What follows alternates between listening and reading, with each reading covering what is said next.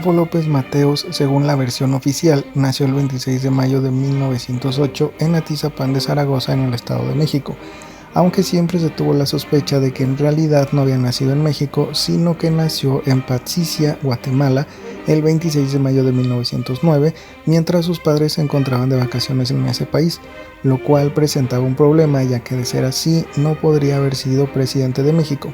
De todos modos, en 1946 la Cámara de Senadores concluyó que los documentos que lo acreditaban como guatemalteco no eran concluyentes, pero se añadió un apartado en la sentencia que decía que, suponiendo, sin conceder que López Mateos hubiese nacido fuera del territorio nacional, se aplicará el artículo 1 de la Ley de Extranjería y Naturalización del 28 de mayo de 1886, que dice que será mexicano todo extranjero que tenga un hijo mexicano y no desee conservar su nacionalidad anterior.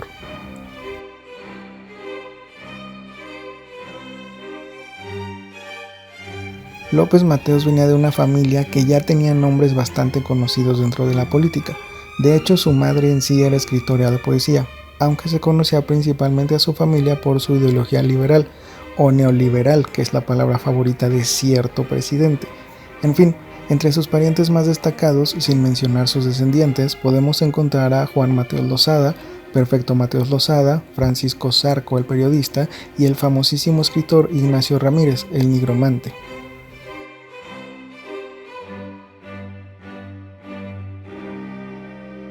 Se sabe que era fanático asiduo del béisbol y del boxeo, pero su verdadera afición era la caminata, hábito que tomó cuando de joven se iba caminando desde la Ciudad de México hasta Toluca para visitar a su madre.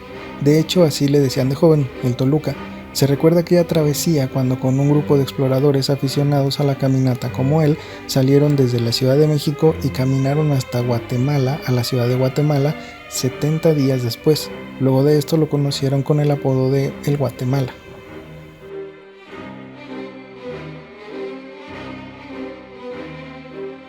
Al venir de una familia de importantes escritores, siempre se destacó por ser un buen orador. Esto lo llevaría a acercarse al gremio magisterial y posteriormente al ya líder José Vasconcelos, a quien apoyaría en su campaña presidencial y que posteriormente escribiría sobre él mismo López Mateos, que era el joven que en aquel momento simbolizaba la patria entera.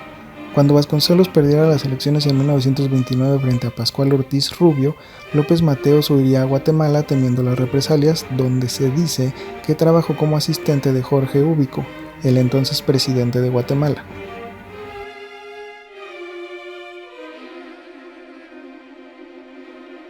En 1930 regresaría a México y empezó a trabajar en la SEP.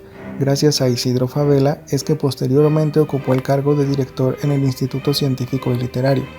Este fue el primer cargo que conseguiría gracias a Fabela, que poco a poco lo fue introduciendo en el ámbito con cargos políticos más importantes.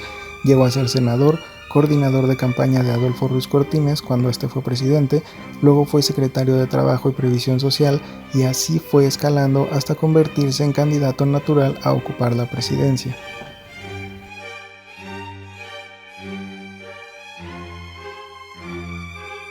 Bajo el lema Patria, Ciencia y Trabajo, fue que se candidateó para la presidencia en las elecciones federales de 1958 por parte del Partido Revolucionario Institucional.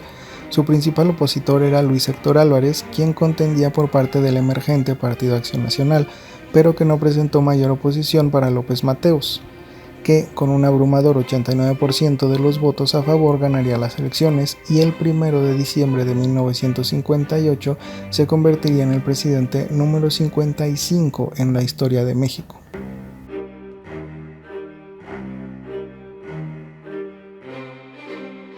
Hubo varias cosas que resaltar durante su gobierno, pero creo que las más importantes fueron dos.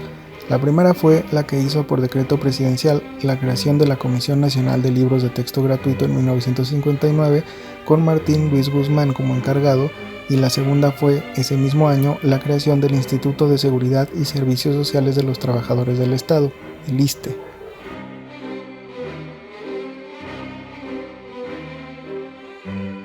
Otra cosa que pasó durante su gobierno fue la resolución del problema del Parque Público Federal El Chamizal, que es un territorio ubicado al norte de Ciudad Juárez, en el estado de Chihuahua.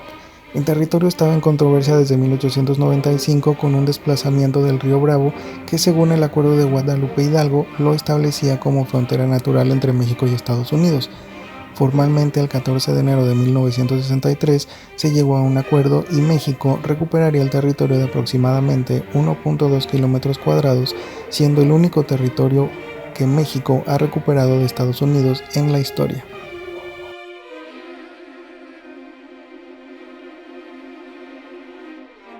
En junio de 1963 da por decreto presidencial la autorización al gobierno del Distrito Federal para que gestione la candidatura de la ciudad para albergar los Juegos Olímpicos de 1968. Posteriormente, el ya presidente Gustavo Díaz Ordaz lo nombró como presidente del comité organizador de los Juegos, pero tendría que renunciar al cargo debido a que empezó a tener graves problemas de salud en 1965.